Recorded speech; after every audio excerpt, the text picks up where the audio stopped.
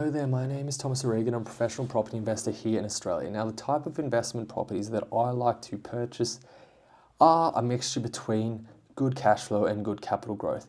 Now, there are some people that are like hardcore cash flow investors. There's some people that are hardcore capital growth investors.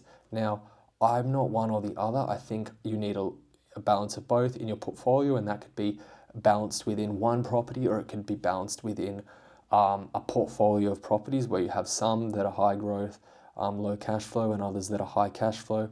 But ultimately, you have to have a balance in there if you want to grow a sustainable portfolio. And what I mean by that is I don't think if you just go cash flow, for example, capital growth, for example, the fact that the property is capital growth focused and orientated only means you are personally going to have to support the cash flow of that property for a very long time. And as an investment portfolio, growing a portfolio that needs your support to sustain, in my opinion, I don't think that is a very sustainable property portfolio if you're choosing to invest like a professional investor.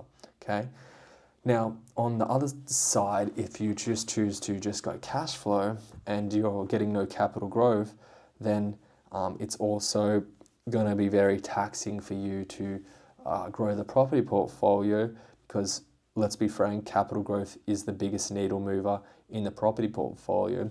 But the fact that you're getting no capital growth in your property portfolio because you've just invested in cash flow properties means you're going to have to personally save up every single time to buy a new property. But that's why I like to have a balance, right? So I like the income of the property to increase sustainably, and I like to get capital growth as well, right? That's what I like. But what I wanted to talk about today was the one of the major downsides of investing in properties that just you're focused on capital growth only, especially those people who just invest in capital growth properties and forget the golden rule and don't live off the cash flow, but they live off the equity. They use the equity to make their life more luxurious. Now, there is such thing called a negative, a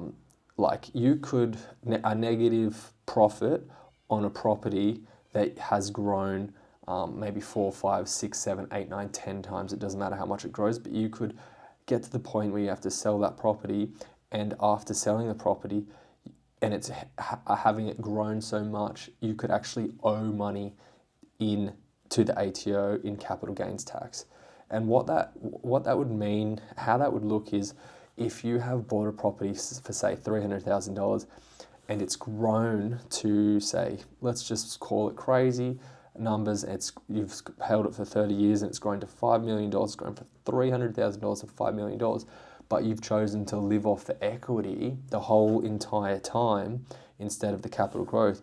What is actually happening is your debt has gone from whatever it was when you bought the property at 300 grand all the way up to maybe $4.7 million if the property was $5 million and you got around an 80% loan. And then after the 30 years, you're like,